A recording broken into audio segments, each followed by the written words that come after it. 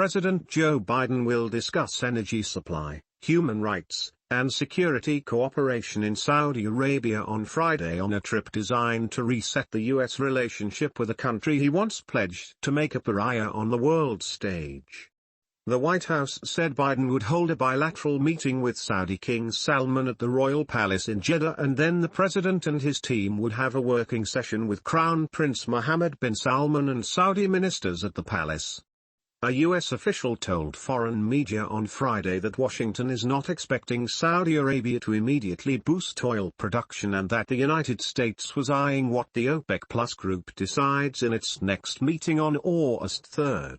The United States is eager to see Saudi Arabia and its OPEC partners pump more oil to help bring down the high cost of gasoline and ease the highest U.S. inflation in 4 decades.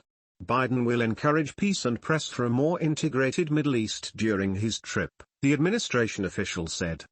Topics include strengthening a truce in Yemen, balance in energy markets and technological cooperation in 5G and 6G.